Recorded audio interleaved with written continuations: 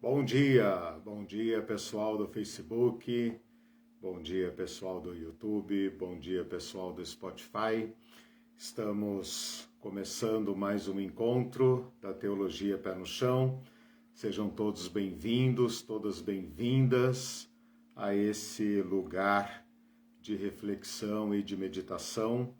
Desde já agradeço a presença de vocês num domingo pela manhã, tirando esse tempo para meditar assuntos complexos, profundos, importantes.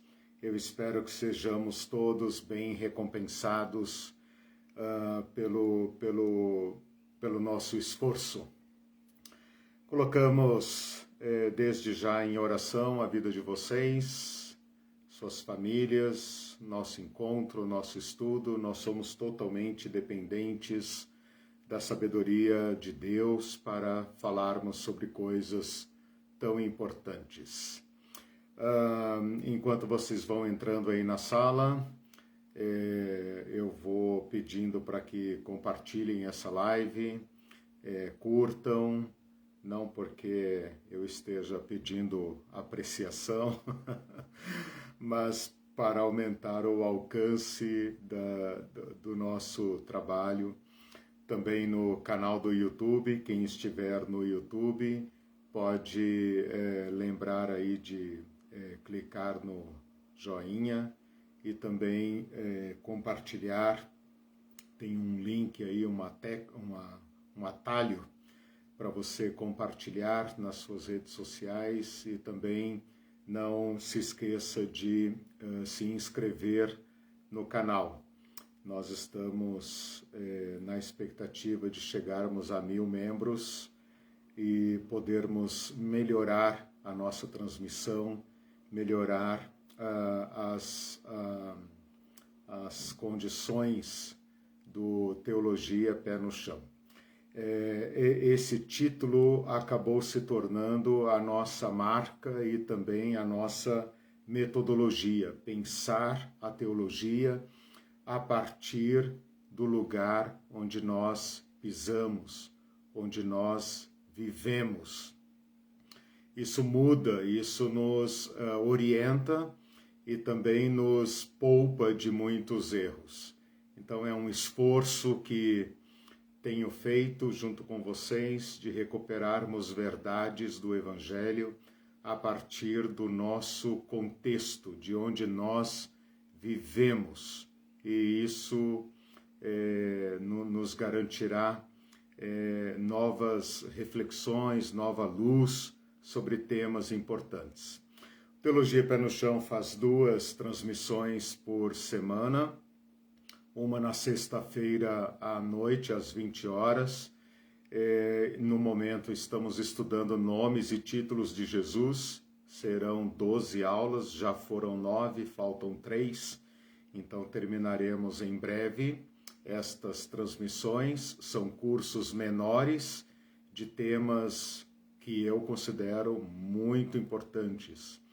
E aos domingos fazemos esse curso mais longo, de reflexões mais amplas, e neste ano estamos meditando sobre igreja e reino de Deus. E acabou que o curso foi dominado pelo tema do reino de Deus, e eu espero que ao caminharmos agora para o encerramento do curso, daqui um mês mais ou menos, final de novembro, vocês tenham conseguido uma compreensão mais clara, mais profunda, mais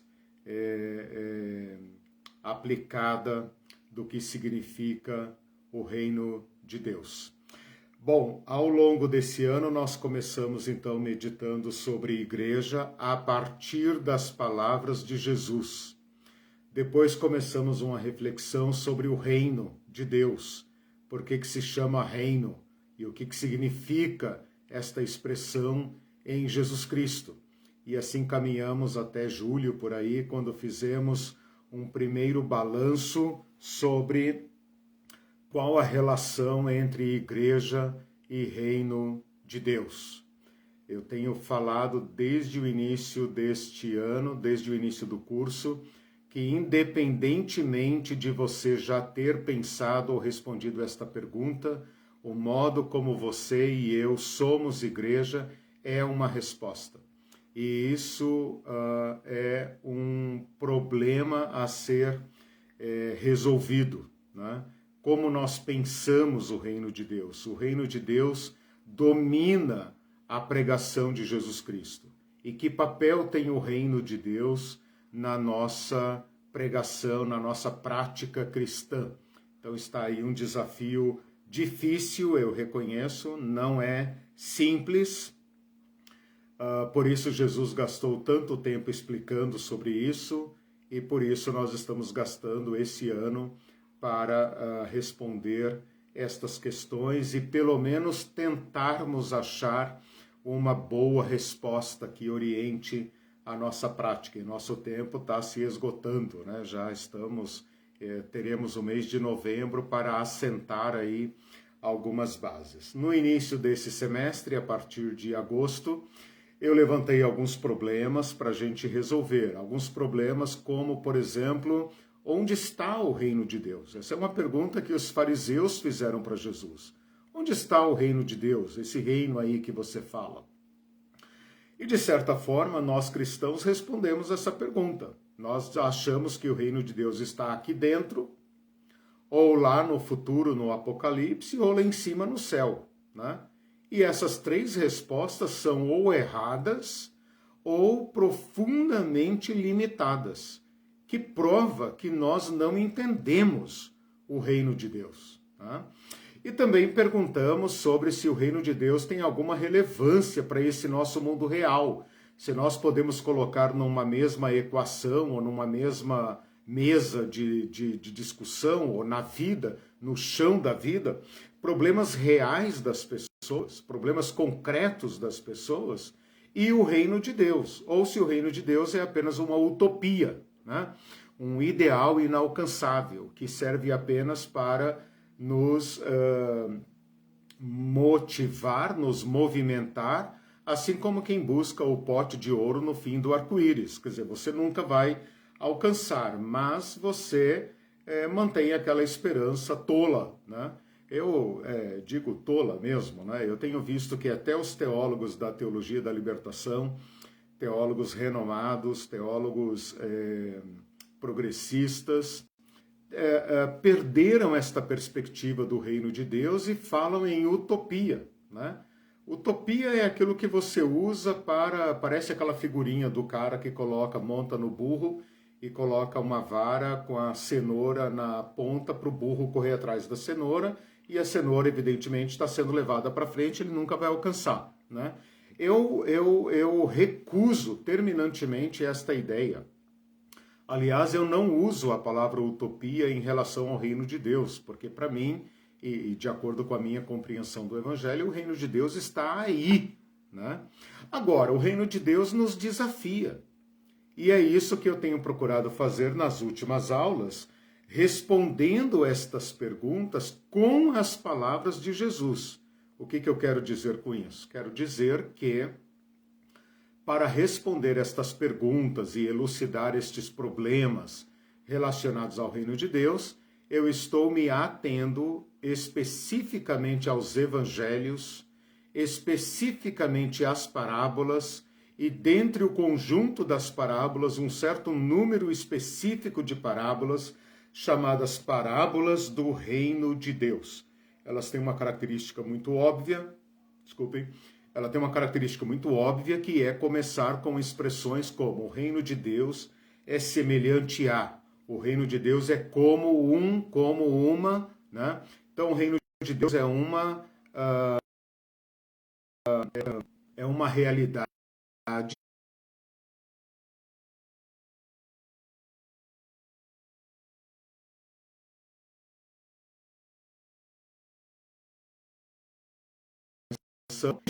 de parábolas, para que a gente entenda como elas podem nos fornecer informações, né? Como elas podem nos orientar. Então a parábola, ela é é um gênero literário, precisa ser composta, ela precisa ser interpretada, a um ponto que, no final da interpretação, você remova as figuras, não estamos tratando mais de semeador, semente, farinha, fermento, pérola e etc. Você remova as figuras foram usadas apenas para te conduzir à compreensão, e no final da interpretação da parábola você tem que ter a lição, aquilo que ela pretende transmitir. E é estas lições que nós queremos, né? Então, com estas lições, nós queremos ir respondendo, então, estes problemas relacionados ao reino de Deus. Neste sentido, nós já estudamos aqui, deixa eu fazer um pequeno levantamento, nós já estudamos a parábola do semeador, já estudamos a parábola do trigo e do joio, já estudamos a parábola da semente da mostarda, estudamos a parábola do fermento e estudamos na aula passada a parábola do tesouro escondido e da pérola preciosa. Hoje eu quero propor para vocês, dentro deste conjunto de parábolas, né? Foram parábolas da agricultura, depois parábola do fermento, da panificação, como eu falei, e desde domingo passado, parábolas dos valores, parábolas que lidam com bens e valores. Então, tratamos do tesouro, tratamos da pérola preciosa. E hoje eu queria ir para outra seção dos evangelhos, ou melhor, do evangelho de Mateus, para tratar com vocês uma parábola longa, complexa, desafiadora, que vai dar muito pano para manga aqui, como se diz, que é a parábola dos trabalhadores na vinha. E depois, no próximo domingo, trabalhar com vocês a parábola dos talentos. E então, tesouro, pérola, salário e talentos, né, ou minas, esgotarão este conjunto, esta categoria de parábolas dos valores. E aí, provavelmente, nós encerraremos, então, domingo que vem, este estudo de parábolas e teremos, então, o restante do tempo para meditarmos sobre estas respostas, né? Traduzir estas respostas em aplicações práticas da nossa vida. Bom, então vamos lá, né? Fiz aqui uma introdução, fiz uma recapitulação, falei qual parábola nós vamos estudar. Agora que vocês então estão aí, eu vou dar boas-vindas a todos que chegaram, todos que estão aí. Se houver qualquer problema na transmissão do Facebook, vocês corram para o YouTube. Se tiver problema no YouTube, vocês corram para o Facebook.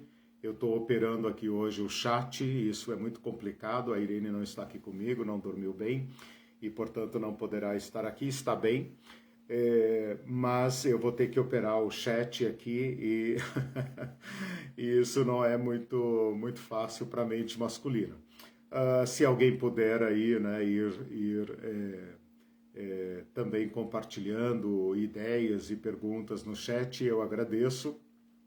Eu estou aqui de olho no Facebook e no YouTube e eu acho então que nós vamos prosseguir, apesar de ser talvez mais complicado para mim e também mais cansativo para vocês. Mas vocês são gente boa, vocês estão aí e vocês vão se sair muito bem. E nós todos vamos ter uma aula proveitosa. Vamos lá então para o estudo desta parábola, a parábola dos trabalhadores na vinha.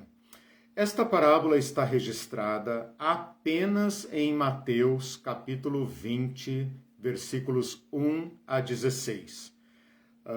Mateus, capítulo 20, versículos 1 a 16.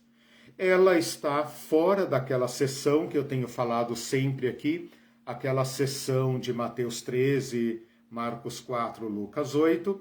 É uma parábola do reino de Deus, mas foi agrupada por Mateus em outro contexto. Ok. As parábolas estão... Bom, cada evangelista organizou as parábolas como bem quis, como bem entendeu. Elas não têm uma ordem sequencial, elas são independentes, né? São unidades literárias independentes, podem ser narradas com independência, embora haja, evidentemente, uma certa comparação entre elas. Eu sempre tenho falado aqui, quando explico uma parábola, a qual outra parábola ela é comparada, porque no final das contas, todas elas falam do reino de Deus. Então é evidente que elas podem ser comparadas.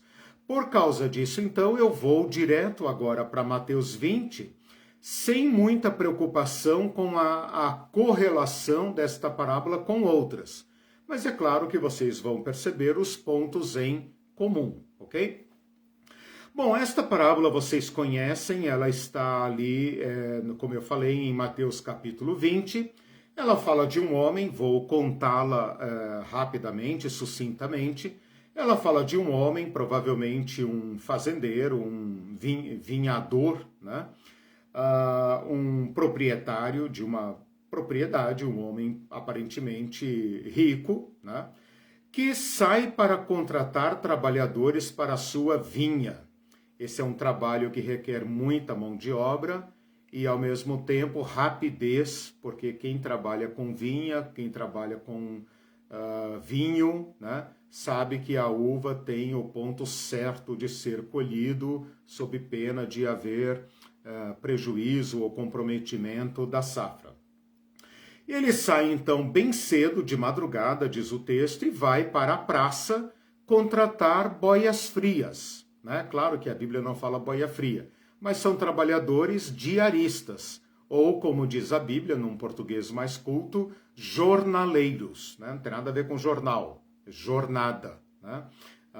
Journe, da onde vem a palavra dia. Né? Então ele sai para contratar trabalhadores e, tendo ajustado com os trabalhadores o salário de 1 denário por dia, esse é um salário absolutamente normal, né? O salário normal, ele fez aquilo que qualquer patrão faria. Vai trabalhar um dia na minha vinha, o contrato era pelo dia, né? Não tem nenhum contrato de trabalho mais longo, é pelo dia.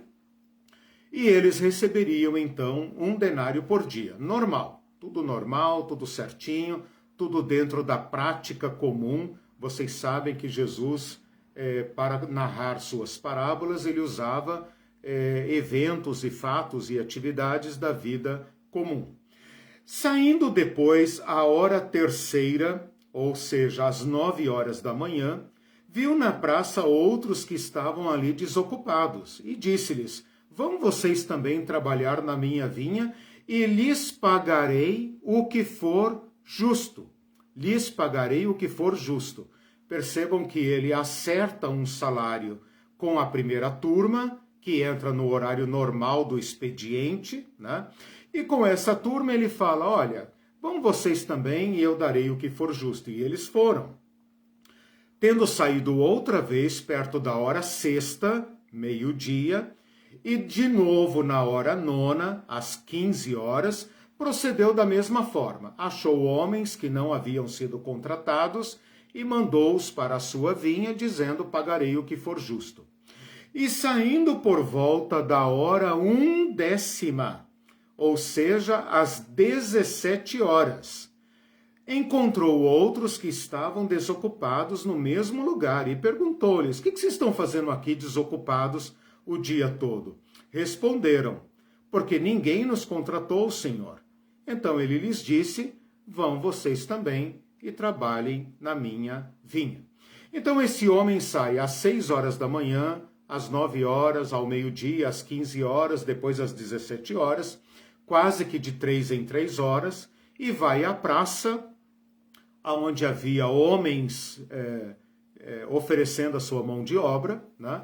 E são então contratados para ir para a vinha deste proprietário trabalhar. Ao cair da tarde, portanto lá pelas 18 horas, disse o senhor da vinha ao seu administrador: chama os trabalhadores e paga-lhes o salário. Porém, comece pelos últimos, indo até aos primeiros, vindo os da hora 1/10, ou seja, aqueles que haviam chegado às 17 horas, recebeu cada um deles 1 denário. Ao chegarem os primeiros, aqueles que tinham entrado às 6 da manhã, pensaram que receberiam mais, porém também estes receberam 1 denário cada um. Ora, essa situação surpreendente gera uma reação e uma decepção, né? Tendo-o recebido, murmuravam contra o dono da casa, dizendo: estes últimos trabalharam apenas 1 hora, entraram às 17, estão recebendo o pagamento às 18 horas. Contudo, tu os igualastes a nós, que suportamos a fadiga e o calor do dia. Mas o proprietário, respondendo, disse a um deles, provavelmente o chefe da greve, do protesto, do piquete, né? Disse a um deles: amigo, não te faço injustiça? Não combinaste comigo 1 denário? Toma o que é teu e vai-te, pois quero dar a este último tanto quanto a ti. Porventura não me é lícito fazer o que quero do que é meu? Ou são maus os teus olhos, porque eu sou bom? É uma parábola chocante, né? E aí nós perguntamos se essa parábola tem outras versões em outros evangelhos ou até em evangelhos apócrifos. Não consta. Então, Marcos e Lucas não têm esta parábola, João não tem parábolas, nem o evangelho de Tomé tem uma parábola semelhante a esta. Agora, Jesus está pegando uma situação de agenciamento e de contratação de trabalhadores absolutamente corriqueira. Mas tem o fator surpresa. As parábolas de Jesus têm esse fator surpresa. Qual é o fator surpresa? O fator surpresa está no fato de que, ao pagar os funcionários, ele inverte a ordem. E, segundo a reclamação do próprio trabalhador, dos primeiros trabalhadores, você os igualou a nós. Igualou a nós. E então fazem uma reclamação contra o proprietário, dizendo: o senhor é injusto. E o trabalhador responde dizendo: de forma nenhuma estou sendo injusto. Eu paguei a você o que eu combinei. Eu não combinei com você 1 denário. Eu não combinei com você R$100 a diária, então eu te paguei R$100, pega o teu dinheiro e vai. Agora, se esse daqui que deveria receber R$10 está recebendo 100, ora, o dinheiro é meu, eu faço o que eu quiser do meu dinheiro. Então, esse desfecho da parábola é absolutamente surpreendente. Eu não sei se você consegue perceber, mas ele nos esbofeteia. Pensa comigo se nós aqui, neste cenário, se nós pudéssemos entrar nesta cena da parábola, se nós também não ficaríamos do lado desses trabalhadores indignados. Pô, mas tem razão. A reclamação deles é justa, né? Então imagine se um de nós, você ou eu, né, qualquer um de nós entrasse nesse cenário, se nós fôssemos esses trabalhadores que haviam suportado o sol, como eles falam, durante o dia inteiro, das 6 da manhã às 6 da tarde. Não tinha legislação trabalhista na época, né? Pensa se nós não estaríamos, se não é a mentalidade desta turma que corresponde à nossa, se não é com eles que nós nos identificamos, se não é com eles que nós nos identificamos com o padrão de justiça deles, com o senso de proporcionalidade, né? E se a resposta que o Senhor deu, se a resposta que o Senhor deu para eles também não nos surpreende, né? Se nós fôssemos o trabalhador da 11ª hora, provavelmente nós não reclamaríamos e nós ficaríamos do lado do Senhor, nós o louvaríamos, dizendo: puxa, como ele foi bom conosco, como ele foi generoso, né? Mas a resposta que o patrão dá aos primeiros trabalhadores é chocante. E ela é coerente, ela é correta. Mas mesmo sendo correta, ela nos atinge em cheio. Esta é a parábola. E agora nós temos que ver, nós temos que decompor a parábola item por item, e nós temos que verificar como esta parábola se aplica ao reino de Deus e o que ela quer dizer, porque Jesus não está ensinando sobre contratação de peão, de boia fria, de chapeiro, né, para a agricultura, para a vinha. Esse não é o objetivo de Jesus. O objetivo de Jesus é explicar uma nova lógica, uma nova forma de pensar, uma nova forma de se organizar. E por isso esta parábola é tão estupenda, ela nos choca, ela nos perturba. Esta é a parábola, não há comparações então com outros evangelhos. E aí a próxima pergunta que eu sempre tenho feito nas aulas é a seguinte: qual é a explicação da parábola? Não tem. Não há aqui uma pergunta dos discípulos ou de qualquer ouvinte dizendo: Senhor, o que você quer dizer com isso? Para Jesus explicar: olha, vocês não entenderam? O senhor da vinha é fulano, os trabalhadores são ciclano, a vinha é não sei o quê. Não tem esta explicação. Mas esta parábola tem um fecho, uma conclusão importante, que vai nos dar a chave para interpretá-la.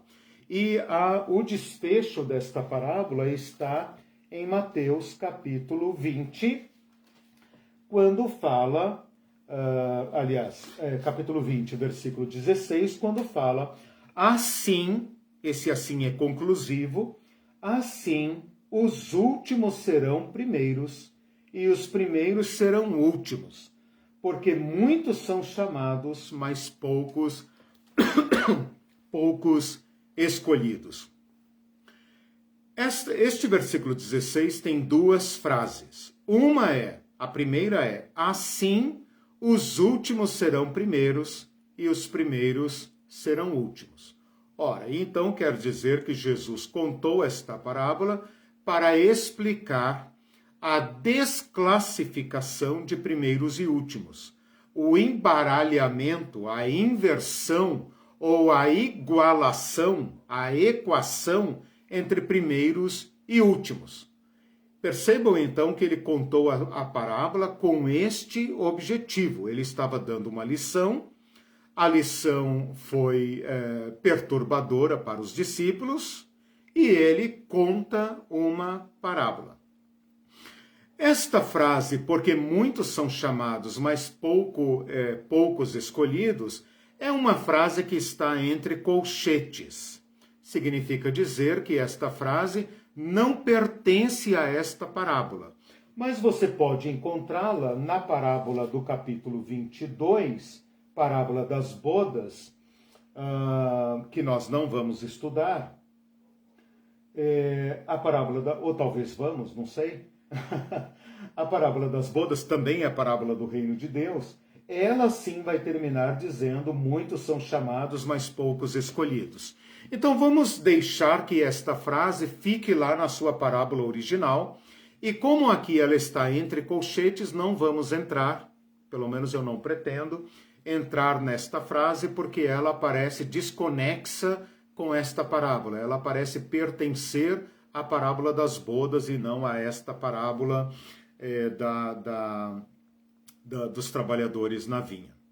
Bom, se a parábola termina com esta frase: assim os últimos serão primeiro e os primeiros serão últimos, neste caso especificamente desta parábola, eu sou obrigado, o texto me impele a procurar no contexto do que é que Jesus estava falando para encaixar esta parábola. Vou repetir.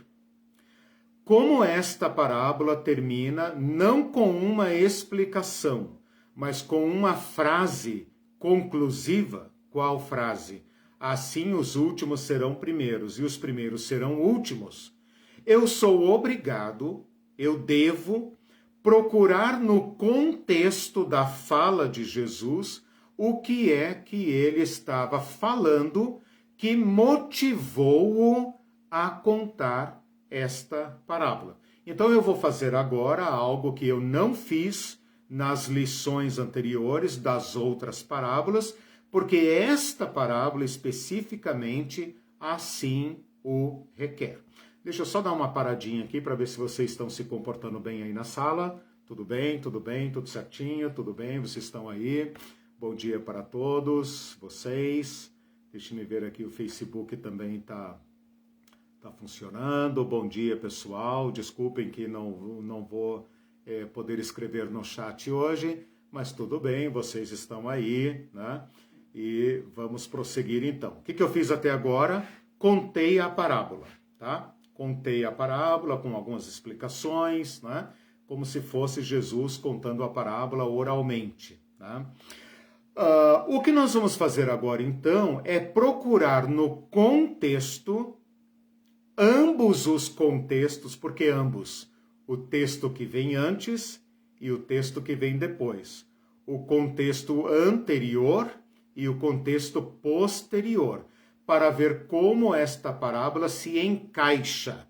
Pelo menos essa foi a intenção do autor, que a escreveu desta forma. Marcos e Lucas não registram esta parábola, mas Mateus quis que a gente comesse essa parábola junto com o contexto anterior e o contexto posterior, como se fosse um sanduíche, né? Contexto anterior é a tampa do pão, contexto posterior é o fundo do pão, né? E a parábola está aí no meio como se fosse a mortadela, né? O sanduíche. Então vamos dar uma olhada no contexto anterior. O que vem antes de Mateus capítulo 20, versículos 1 a 16? Ora, vem o capítulo 19, que termina no versículo 30. E o versículo 30 diz exatamente assim: porém, muitos primeiros serão últimos e os últimos primeiros. Opa! Achamos aqui um elo que liga a parábola ao contexto anterior. Então, vou ler de novo. Se você tiver com a sua Bíblia na mão, me acompanhe para te facilitar. Capítulo 19, versículo 30 de Mateus diz assim: porém, conjunção adversativa, porém, muitos primeiros serão últimos, e os últimos primeiros. E o capítulo 20 começa assim: porque o reino dos céus é semelhante a um dono de casa que sai de madrugada para assalariar, etc, etc. E assim termina a parábola. Assim, os últimos serão primeiros e os primeiros serão últimos. Então você concorda que esta parábola foi narrada, foi apresentada para explicar Mateus capítulo 19, versículo 30? Concorda ou não? Vou expor novamente. Mateus capítulo 19, versículo 30. Porém, conjunção adversativa, muitos primeiros serão últimos e os últimos primeiros. Porque, olha aí a explicativa, né? Porque o reino dos céus é semelhante, parará, que agenciou trabalhadores, daí na hora de pagar eles reclamaram, mas aí o Senhor respondeu, parará. Assim como os trabalhadores dessa vinha, assim como estes trabalhadores foram igualados, os últimos serão primeiros e os primeiros serão últimos. Então você deve concordar que esta parábola foi narrada para explicar o capítulo 19, versículo 30. Ora, se o capítulo 19, versículo 30, termina com esta frase, do que é que Jesus estava falando? Do que é que Jesus estava falando antes? Então, com o capítulo 19, a gente consegue explicar o contexto anterior. Vou dizer para vocês rapidamente qual é o contexto anterior. O contexto anterior tem a ver com o encontro de Jesus com o jovem rico. O jovem rico chega para Jesus dizendo: bom mestre, que farei para herdar a vida eterna? E Jesus fala com ele: por que me chamas bom? Bom é Deus que está nos céus. Cumpre os mandamentos. Lembra que o hominho da parábola vai dizer: você está incomodado porque eu sou bom? Né? Então o jovem rico fala: bom mestre. Jesus fala: bom é Deus. E depois ele vai dizer: você está incomodado porque eu sou bom? Então Deus é bom. Né? Bom, depois então, vocês conhecem a história do jovem rico. Jesus, ele fala que cumpre os mandamentos. Jesus fala muito bem, faz isto, né? E ele fala: o que me falta ainda? Jesus fala para ele: ora, se você quer ser perfeito, vai, vende os seus bens, dê aos pobres, vem, me segue, e você terá um tesouro no céu. Mas o jovem se afastou muito triste. E então, a partir do versículo 23, Jesus começa a falar sobre o perigo das riquezas. Nós estamos tratando de uma parábola sobre valores. Jesus começa a falar sobre o perigo das riquezas. E ele fala quão difícil é entrar um rico no reino dos céus. É mais fácil um camelo passar pelo fundo de uma agulha do que um rico entrar no reino dos céus. E os discípulos então perguntam: Senhor, se os ricos que são abençoados, se os ricos que receberam muito, não estão qualificados para o reino de Deus, quem pode ser salvo então? Jesus falou: o que é impossível aos homens é possível para Deus. Então Pedro pergunta: Senhor, esse carinha aí não quis abandonar tudo para te seguir. Nósinho aqui, versículo 27, né? Nósinho aqui, deixamos tudo e te seguimos. Que recompensa nós vamos receber? Ora, o Senhor havia falado para aquele jovem: vai, vende tudo o que tens, dê aos pobres, vem, me segue, e terás um tesouro no céu. Pedro imediatamente pensou: bom, qual é o nosso tesouro então? Nós fizemos o que ele não quis fazer, e nós te seguimos. Ele não quis te seguir, nós te seguimos. E Jesus responde para eles o seguinte, versículo 28. Em verdade digo a vocês que me seguem, que quando na regeneração o Filho do Homem se assentar no trono da sua glória, vocês também se assentarão em 12 tronos para julgar as 12 tribos de Israel. E todo aquele que tiver deixado casas, ou irmãos, ou irmãs, ou pai, ou mãe, ou mulher, ou filhos, ou campos, por causa do meu nome, receberá muitas vezes mais e herdará a vida eterna. Então, recapitulando, o jovem rico pergunta o que vai fazer para herdar a vida eterna. Jesus fala: cumpre os mandamentos. O jovem rico fala: eu já cumpro. O que me falta ainda? Jesus fala: te falta uma coisa.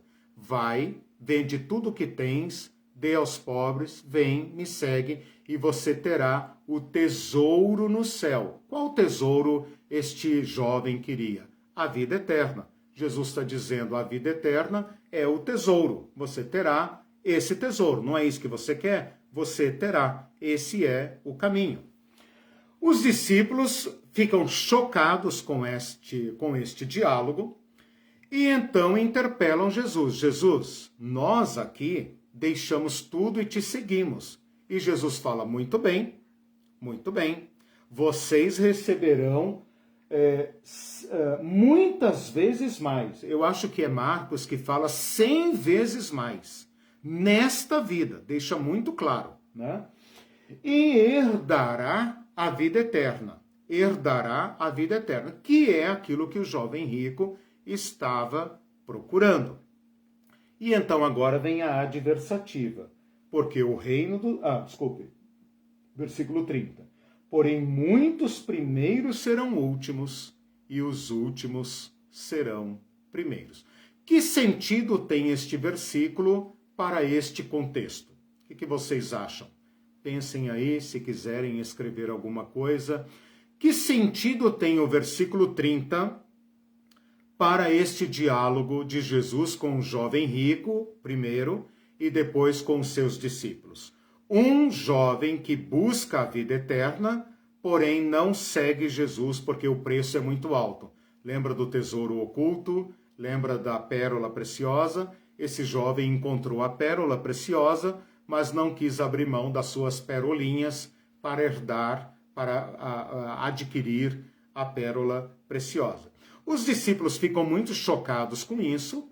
Por outro lado, eles estão pensando como bons judeus, como bons religiosos. Senhor, olha nós aqui, hein? Nós deixamos tudo e te seguimos. Não eram tão ricos quanto o jovem rico, portanto não tinham deixado tanta coisa como o jovem rico teria que deixar. Os discípulos não eram ricos, né?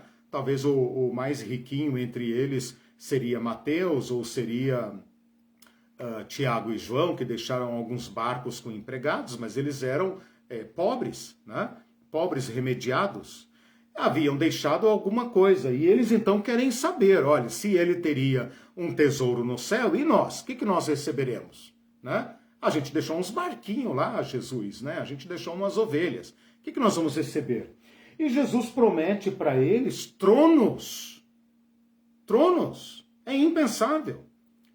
Ele promete para eles a glória messiânica. Ele fala, quando o Filho do Homem se assentar no trono, vocês também se assentarão em tronos.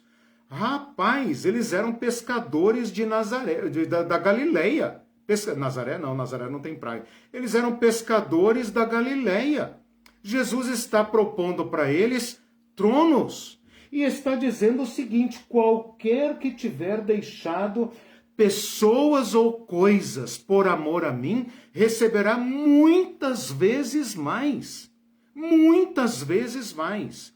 E ainda herdará a vida eterna, que é o que o jovem estava querendo. Então você pode imaginar que os discípulos ficaram, uau, nós vamos se dar bem, Mas aí Jesus interpela esta mentalidade religiosa, a mentalidade que visa lucro, com esta adversativa. Porém, muitos primeiros serão últimos e os últimos primeiros. Por quê?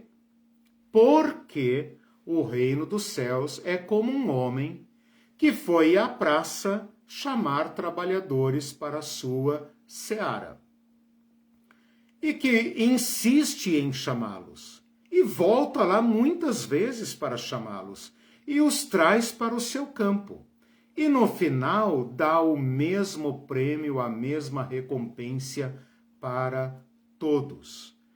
E isso cria uma decepção, cria um colapso de uma certa expectativa de justiça e de proporcionalidade. Porque o que incomoda nesta parábola é que o Senhor os igualou a todos.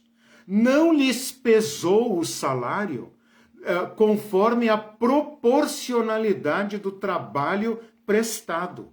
Isso é que incomoda. É que o conceito de justiça aqui é superado, é confrontado e superado. Então, vocês percebem como a parábola dos trabalhadores na vinha se encaixa com o encontro de Jesus com o jovem rico e com o segmento dos discípulos, como uma adversativa. Então, vejam, o reino de Deus foi oferecido ao jovem rico e ele recusou. O reino de Deus foi oferecido aos discípulos e eles aceitaram. mas a ambos os ouvintes, tanto aquele que rejeita como aqueles que ouvem o chamamento do reino de Deus, Jesus conta esta parábola como uma adversativa, como uma advertência, como uma ressalva. Porém, muitos primeiros serão últimos e os últimos primeiros. Quem são os primeiros? Quem são os últimos? Como nós podemos interpretar esta parábola? Quem é o senhor da vinha? O que é a vinha? O que são os trabalhadores primeiros? Quem são os trabalhadores das 9 horas, do meio-dia, das 15 horas, das 17 horas? Por que a ordem foi invertida? Por que isso decepciona? E por que o Senhor defende a sua lógica? Tudo isso está embutido neste contexto do diálogo de Jesus com o jovem rico e no diálogo de Jesus com seus discípulos. Pronto, cumpri aqui uma tarefa de analisar a parábola com o seu contexto anterior. Agora vamos ao contexto posterior. Quando Jesus termina de contar esta parábola, lá no versículo 16, o que vem depois? Vem o versículo 17. O que diz o versículo 17? Jesus continua a sua viagem para Jerusalém e ele anuncia a sua morte. Nós já estudamos isso em algumas aulas. Jesus anuncia a sua morte. Ele fala, eis que subimos para Jerusalém, e o Filho do Homem será entregue aos principais sacerdotes e aos escribas, e eles o condenarão à morte. E o entregarão aos gentios para ser escarnecido, açoitado e crucificado, mas ao terceiro dia ressuscitará. Jesus anuncia a sua morte. Se vocês relacionarem esse anúncio com o versículo 28 do contexto anterior, Mateus 19, 28, ele fala, quando o Filho do Homem se assentar no trono da sua glória, vocês também se assentarão nos 12 tronos. Eles estão subindo para Jerusalém. O que os discípulos que seguem Jesus estão esperando? Que Jesus se assente no trono da sua glória. E que eles também se assentem nos tronos da glória de Jesus. E que formem um conselho, Jesus e os 12, um gabinete ministerial, real, para governar os judeus e receber 100 vezes mais. E aí Jesus de novo os decepciona profundamente. O Filho do Homem está subindo para Jerusalém, mas não será glorificado no trono da glória, será glorificado na cruz. E ele será entregue aos gentios, morto, crucificado, mas ao terceiro dia ressurgirá. Jesus está mostrando aqui que o caminho para chegar ao primeiro lugar passa pelo último lugar. Então, primeiro e último aparece aqui também quando a gente contrasta glória e cruz. Trono, melhor dizendo, e cruz. Porque Jesus vai dizer que a cruz era a sua glória. Pai, é chegada a hora. Glorifica o teu filho.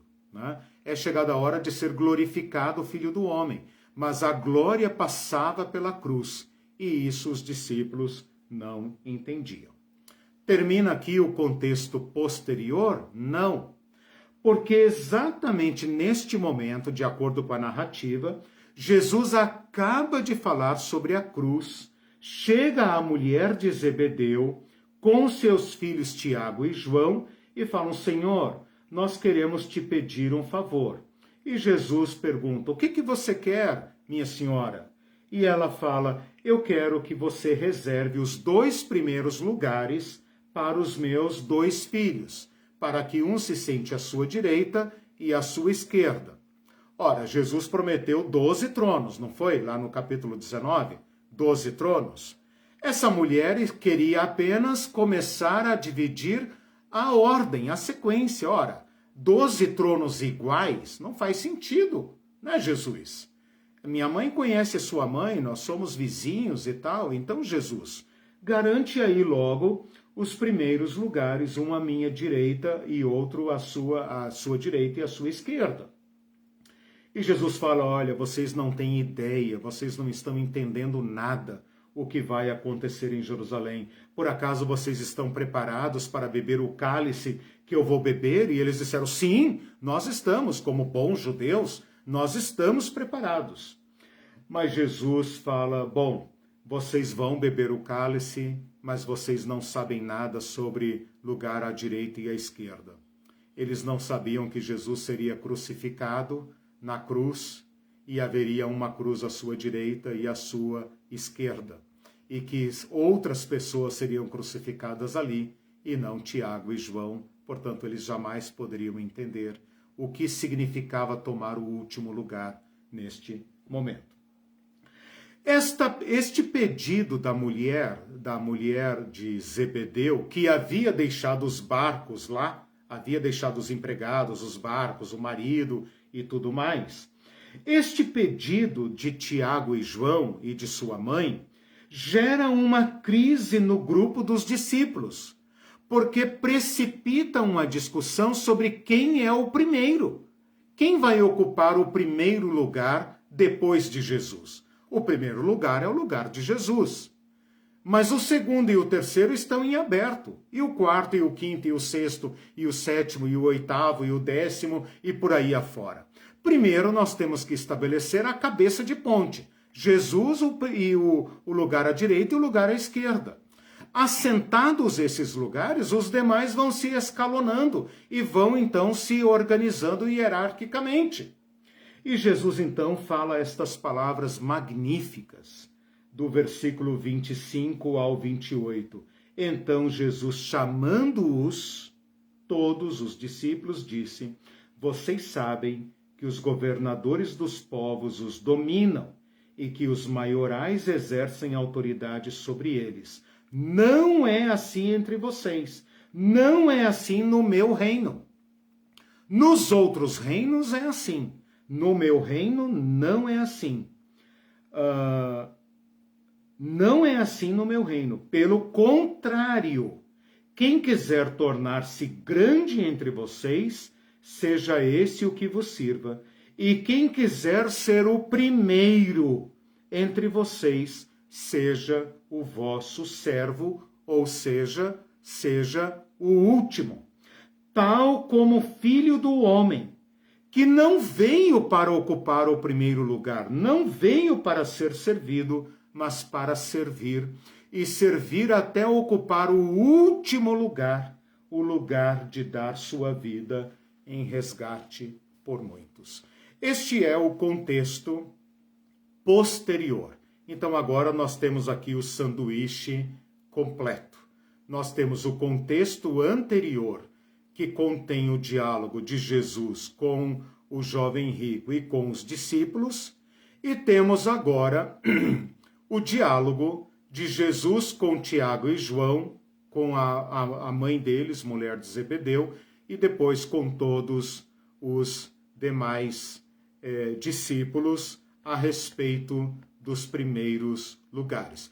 Dentro deste contexto é que Jesus conta a parábola dizendo, assim os últimos serão primeiros e os primeiros serão últimos. O que nós fizemos até agora? Apenas um reconhecimento do texto, né? Estou vendo ali que vocês estão aí. Apenas um reconhecimento do texto para nós situarmos a lição desta parábola, ok? Percebam que o contexto aqui é muito importante para nós entendermos a parábola.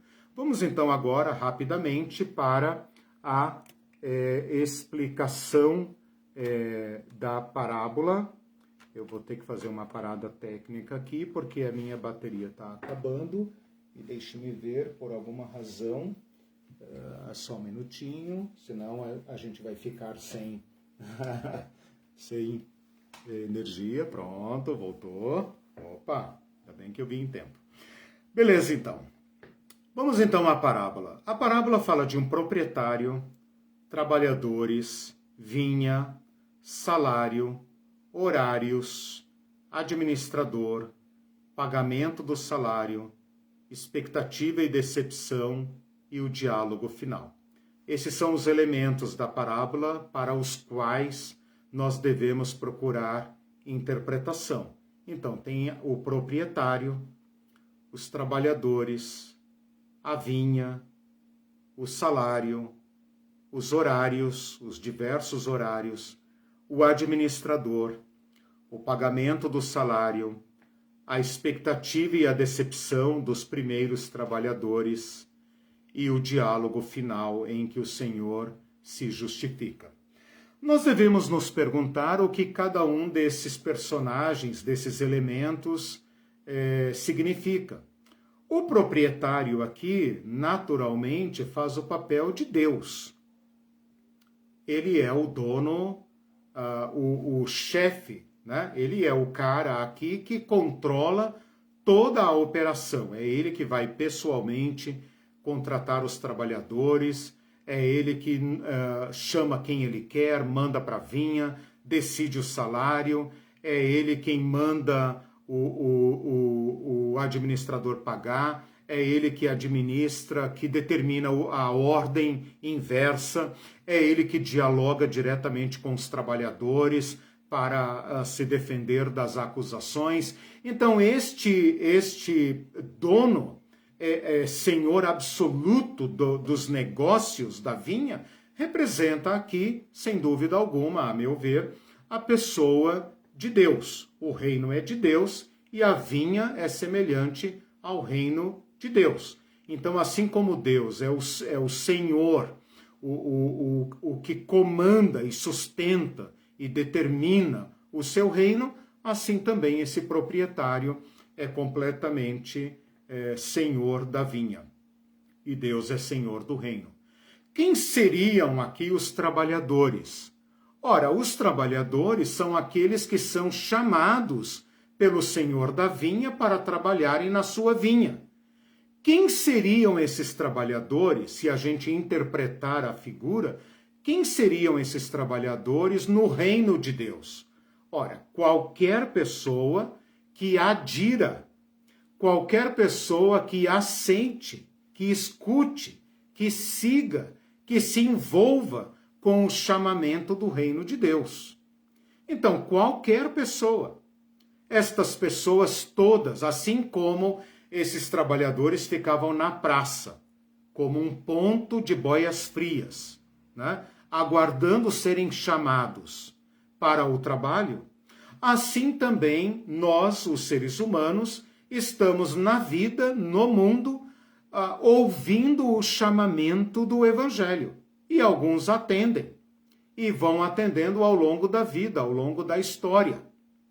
Então nós podemos entender que esses trabalhadores são os discípulos, ou quaisquer pessoas que ouçam o chamamento de Deus e que estejam diante de Deus, à disposição dele, como todo ser humano está diante de Deus.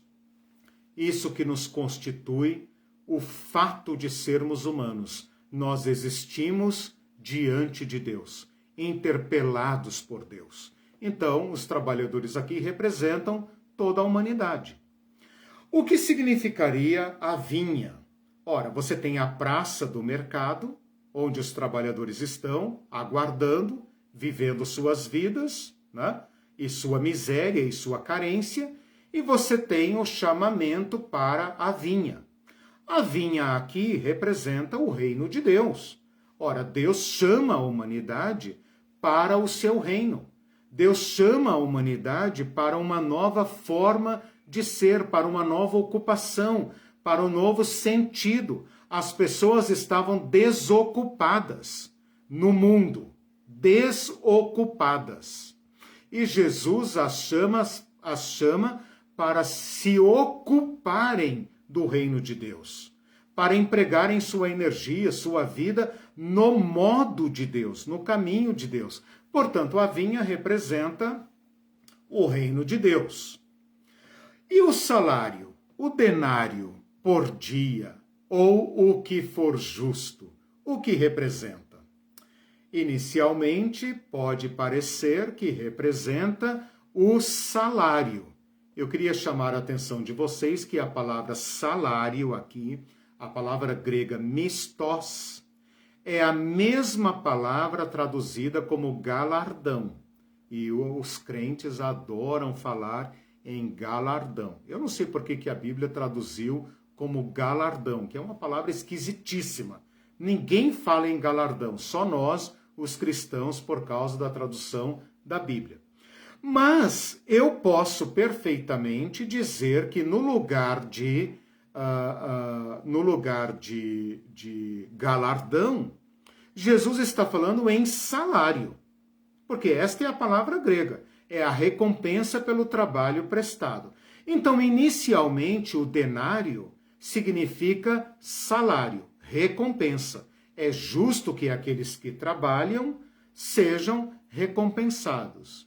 Mas no final da parábola, o salário assume um novo caráter. Ele deixa de ser salário para ser dádiva, presente, graça. O senhor da vinha falou: vão trabalhar na minha vinha e eu lhes pagarei o que for justo. Mas ele não paga o que é justo. Justo era pagar o proporcional ao denário. Era dividir o denário em 12 partes, uma parte, 1/12 para cada hora, e pagar proporcionalmente. Eu lhes pagarei o que for justo. Mas no final ele surpreende completamente. E então este salário, o pagamento, acaba se tornando um presente, porque no final ele fala: o dinheiro é meu. E vocês estão incomodados porque eu sou bom e eu quero dar meu dinheiro? Eu devo a eles 1/12.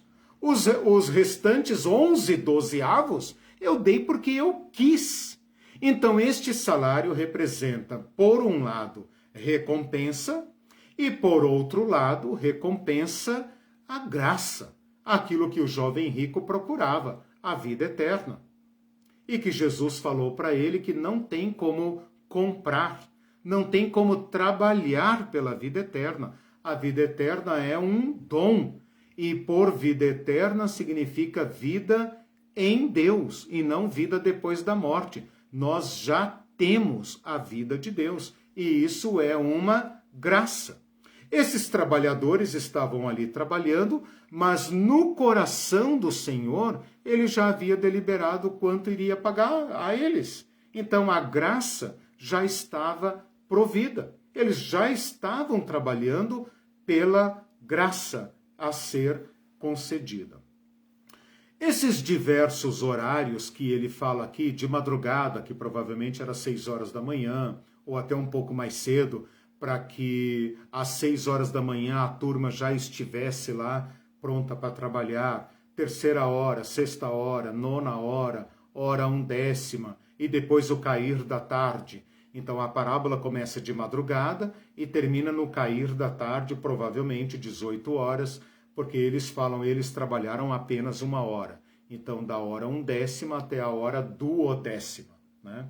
Para você entender como que se calcula essas horas, basta somar 6. Porque a hora para nós aqui, no nosso horário ocidental, começa às 0 hora, mas o dia do calendário antigo, do povo antigo, começava às 6 horas. Então tem uma diferença de 6 horas. Então quando fala 3ª hora, você soma 3 mais 6, 9 horas. Quando fala hora sexta, você soma 6 horas mais 6 horas, da sexta. Quando fala 9ª hora, você soma 6 mais 9, 15 horas, né? 3 horas da tarde, e assim sucessivamente. Então, para você entender, basta pegar a hora que ele está falando, por exemplo, 3ª hora, 3, né? 3ª hora, 3, e soma mais 6, para tirar essa diferença da meia-noite para a 6ª hora. O que esses horários significam? Ora, eu poderia dizer aqui, dentro do contexto que Jesus falou, que é a história da humanidade. A história da humanidade, em que gerações de cristãos antes de nós fizeram muito esforço, muito trabalho, suportaram situações dificílimas, perigos de vida, perseguição, martírio e diversas agruras na história, para que o Evangelho de Jesus fosse preservado. Então, de certa forma, nós somos todos aqui trabalhadores da hora das 17 horas. Nós somos todos herdeiros do trabalho de gerações anteriores. E quem sabe quantas gerações ainda virão depois de nós.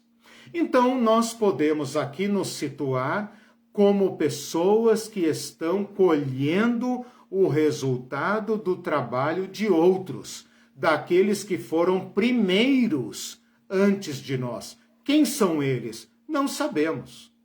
Pode ser quaisquer que foram antes de nós, de modo geral.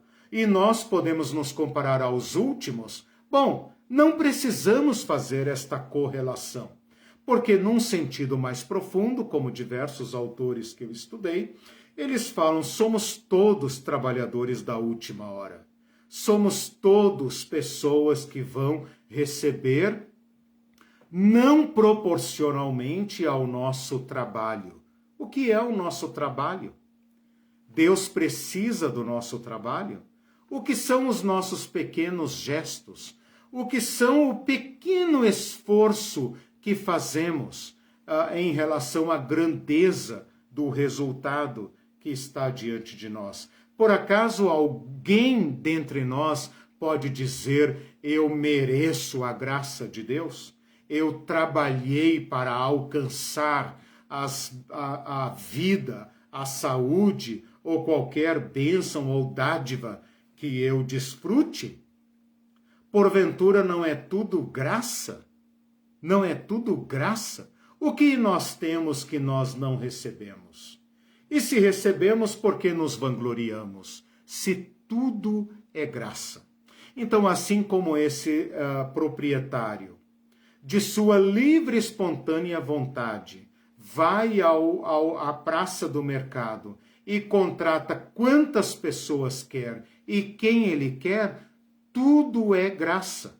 Porque esses trabalhadores poderiam ter passado o dia na praça e não recebido absolutamente nada.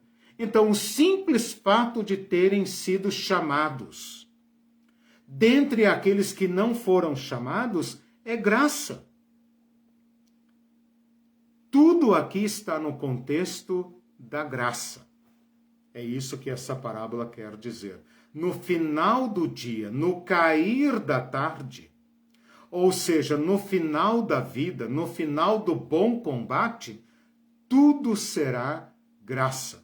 Tem um hino antigo lá no Rio de Janeiro, foi graça, irmão, que eu venci e cheguei aqui, né? Foi graça, irmão. Então hoje, dentro da jornada da vida, a gente pode até pensar que está suportando o calor, o trabalho e tal.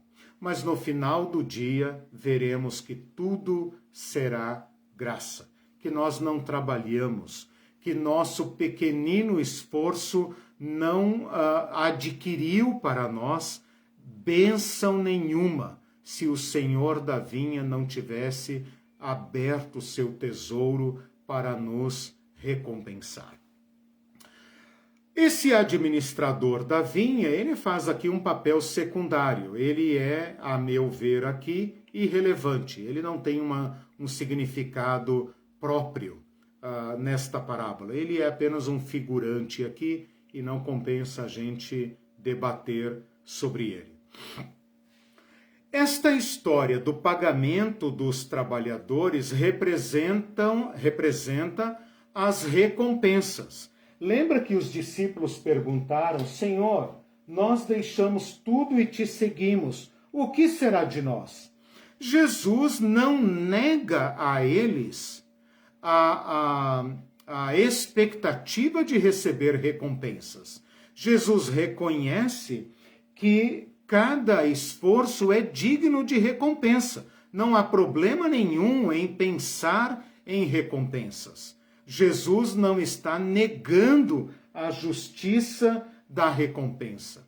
O que ele está dizendo é que a recompensa não é proporcional ao esforço feito. E se não é proporcional, esta recompensa extrapola o nosso senso de justiça e iguala a todos, porque no final das contas tudo será graça.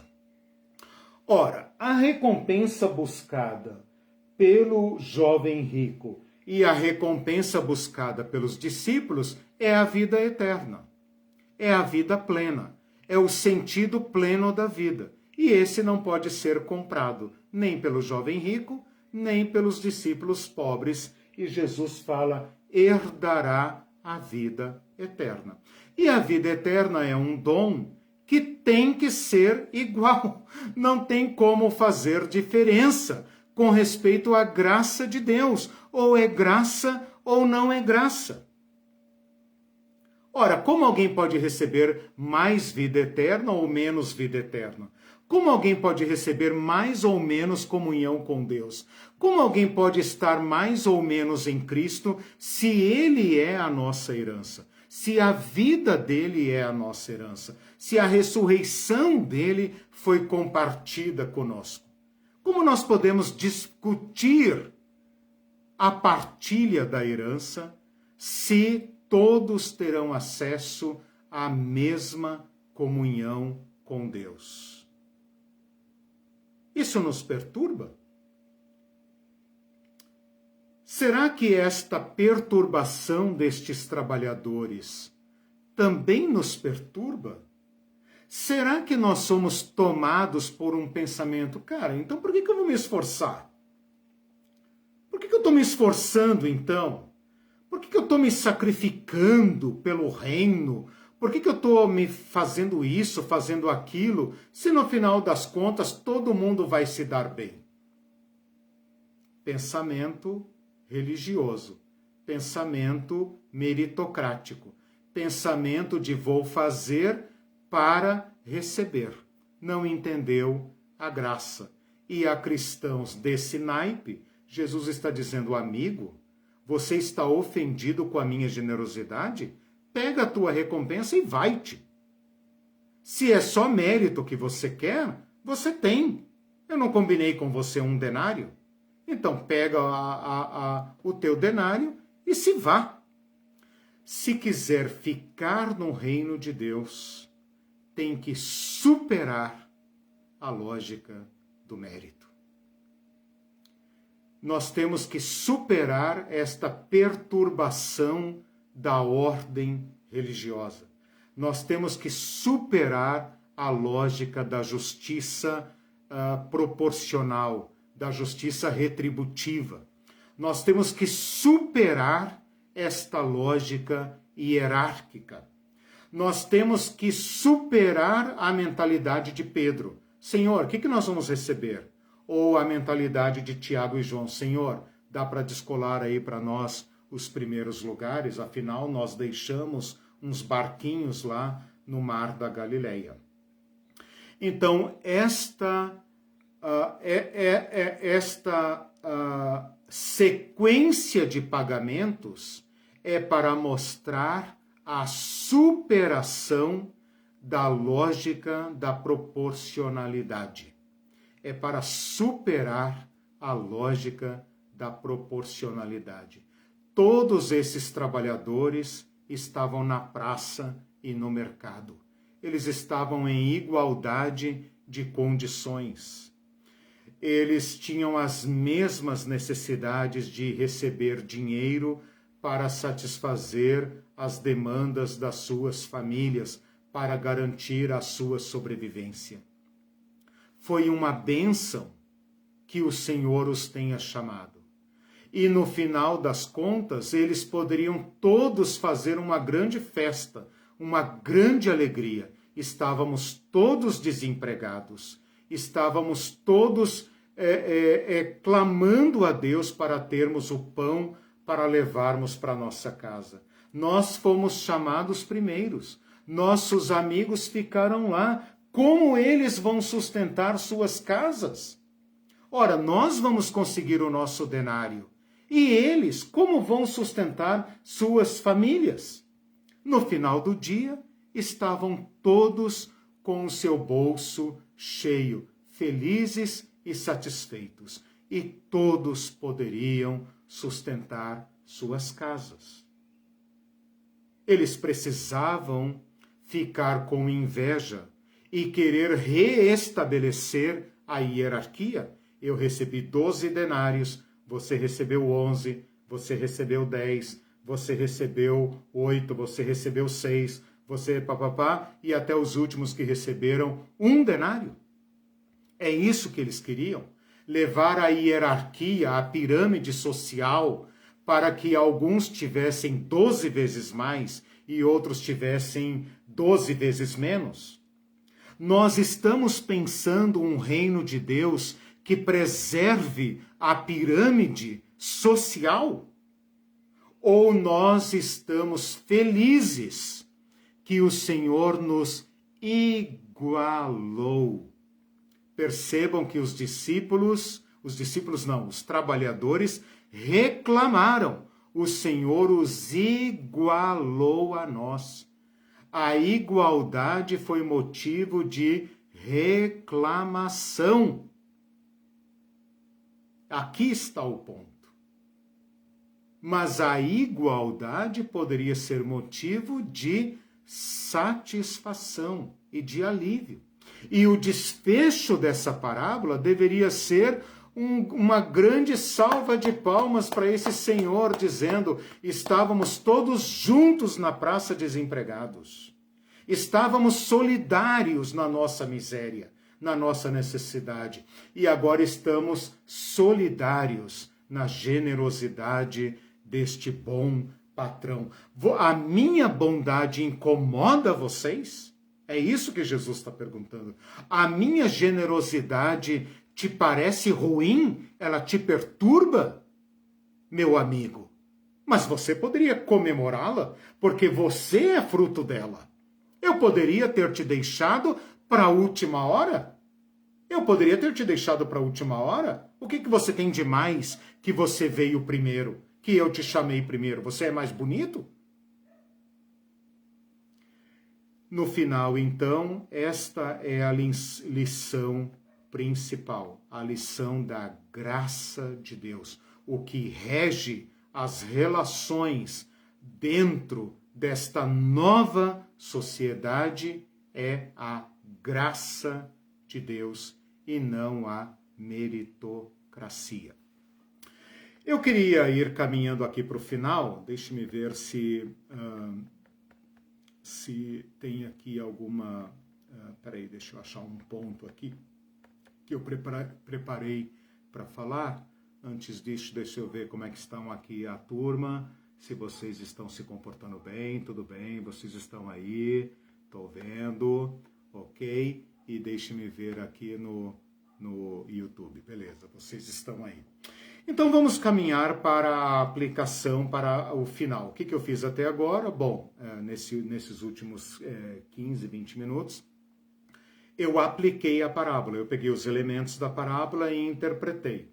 Então agora vamos para uma reflexão de aplicação. Como que esta parábola,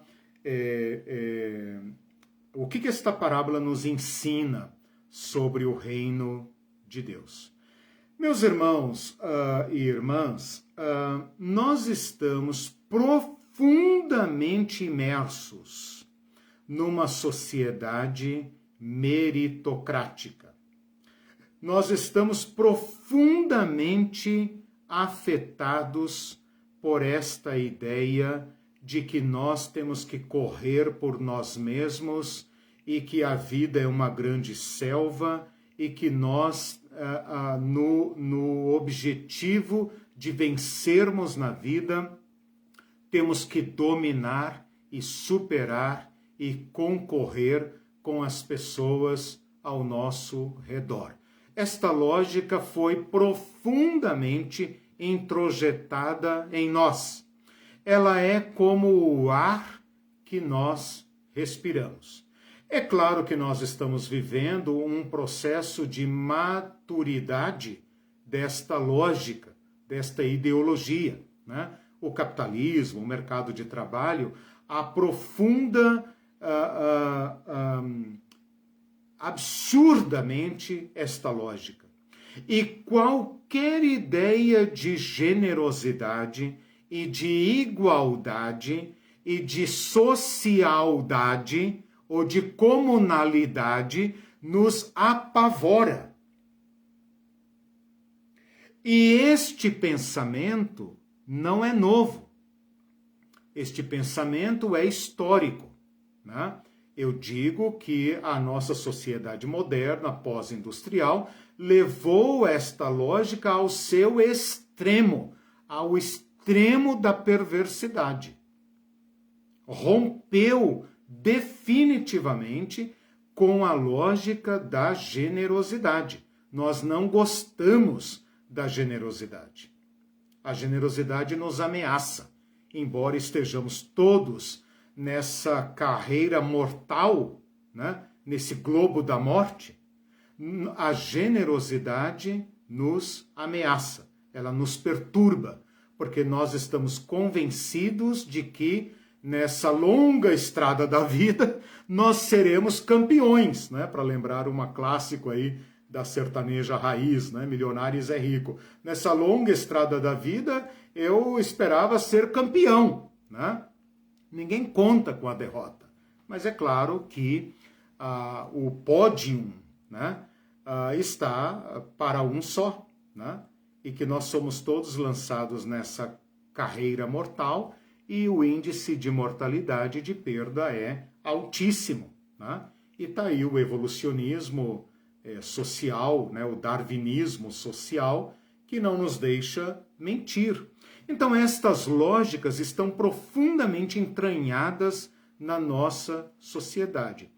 Para complicar, esta lógica tem uma versão religiosa, baseado num cálculo de boas obras e más obras, de virtudes e vícios. E isso rege todas as religiões. Todas as religiões. Na época de Jesus Cristo, a religião de Moisés, a lei de Moisés, por sua versão farisaica, pelo farisaísmo, pelo rabinismo, havia sido levado ao extremo desta conta, deste cálculo. Como que o judeu pensava herdar a vida eterna? Basta ver o diálogo com o jovem rico. O jovem rico tipifica o judeu padrão. O judeu que segue a lei, que pratica as obras da lei desde a minha mocidade e que, portanto, se deu bem, né? Tem muitas propriedades. Então, esse jovem rico era, assim, o cartão de visitas, o orgulho da sociedade judaica. É um bom observador da lei e é um homem muito bem-sucedido economicamente. Tudo está de acordo com a virtualidade, com o rol de virtudes da religião judaica. Aqueles que não conseguiam ser tão virtuosos, aqueles que não conseguiam cumprir a lei de modo tão rigoroso, tão perfeito, iam caindo na escala da justiça divina. Portanto, os pobres, os doentes, os desempregados, os impuros e tal, eram aqueles que estavam bem baixo na hierarquia. Então, a hierarquia religiosa judaica era composta da seguinte forma: lá em cima estavam os sacerdotes. Depois, toda a elite sacerdotal, toda a elite do templo, né? Depois, os nobres e os ricos, aqueles a quem Deus abençoava muito, porque Deus aprovava. Os fariseus eram o cartão postal desse sistema religioso. E a partir desta cúpula, encimada pelos sacerdotes, os judeus iriam se organizando até que lá embaixo estava a pobraiada, as prostitutas, ladrões, doentes, endemoniados e tal, esses a quem Deus reprovava completamente. Então agora vocês entendem como esta parábola implodiu o sistema religioso dos judeus? Como esta parábola implode a nossa lógica religiosa e cultural?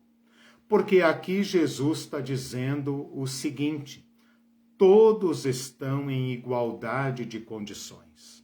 Vocês, fariseus, acham que vão receber mais? O jovem rico acha que vai receber mais? Ele acha que com esse acúmulo de propriedades, ele comprou a vida eterna? E vocês, meus discípulos, que foram chamados aí no meio do dia, que eram pobretões lá do mar de Tiberíades, acham que vão receber, que vão comprar a vida eterna? Acham que vão ocupar os primeiros lugares no meu reino? Acham que vão se sentar à minha esquerda e à minha direita e vão restabelecer esta ordem hierárquica dentro do reino com o meu apoio? Sabem de nada, inocentes. No final, primeiros e últimos estarão no mesmo lugar. E o que o Senhor da vinha espera? Uma grande comemoração. Uma grande comemoração. Porque todos entenderão que é graça. No final desta aula e desta exposição, a gente pode pensar se esta generosidade de Deus nos perturba. Nós que falamos em galardões e coroas, né?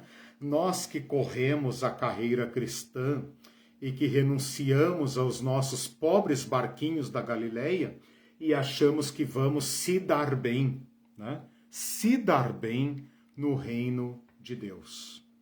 Que vamos ser honrados, homenageados, aplaudidos, que vamos ter prerrogativas, porque somos dedicados ao reino de Deus. Esta parábola inverte completamente esta lógica meritocrática. Tudo é graça. Tudo é graça.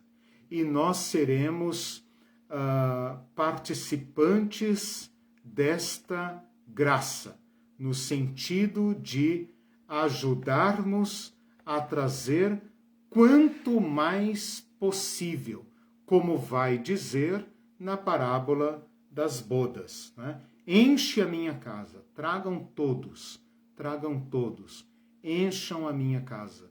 Eu quero chamar todos para a minha vinha. Então, no final da parábola,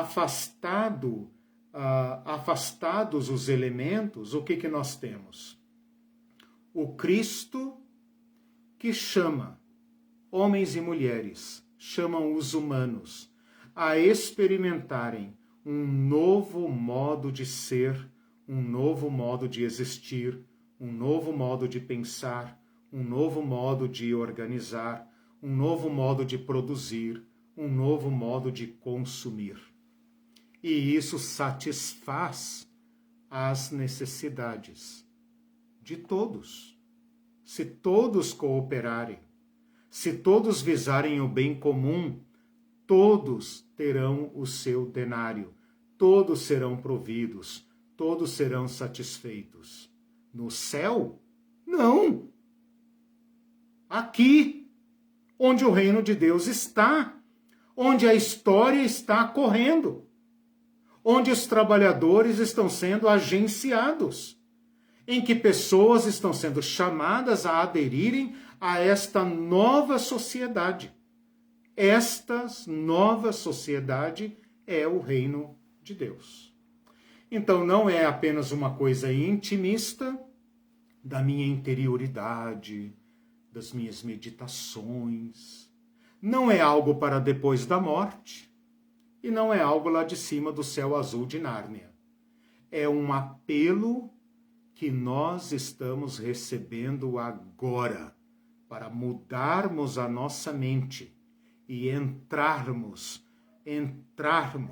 nesse novo modo de pensar. Esta parábola implode a lógica que sustenta a nossa sociedade violenta. Rimou, né? Mas não tem graça nenhuma. Esta parábola implode as nossas religiões. Essa parábola implode o nosso sistema religioso, as hierarquias das nossas igrejas. Essa parábola balança até o fundo da raiz a lógica que sustenta os reinos que nós criamos, nossos pequenos reinos, nos quais nós ocupamos o primeiro e o segundo e o terceiro lugar. Os privilégios, as prerrogativas. É necessário mudar a lógica para a generosidade. É claro que esse sistema do mundo funciona assim. E nós estamos imersos dentro dele. E nós não usaremos nenhum método violento contra ele. Mas dentro dele nós operaremos segundo a lógica do reino de Deus, quanto for possível. Nem que seja apenas por 1 hora, nem que seja apenas na 1/10 hora, mas este sistema é que vai prevalecer e é aquele que vai satisfazer todas as necessidades do maior número possível de seres humanos. Meus irmãos, muito obrigado por me ouvirem. Eu sei que fica muito mais cansativo uma pessoa só falando. Espero ter sido claro. No próximo domingo trabalharemos mais uma parábola e daí provavelmente caminharemos para o encerramento. Acho que já deu para entender. As demais parábolas vocês podem aplicar o mesmo método, né? E podem avançar muito mais naquilo que eu tenho proposto, né? Podem chegar a conclusões maravilhosas, muito mais ricas, muito mais profundas do que essas que eu estou expondo aqui. E na sexta-feira nós nos vemos na 10ª aula do curso Nomes e Títulos de Jesus, estudando sobre Jesus, o Cordeiro de Deus. Tchau, pessoal do Facebook, uma boa semana.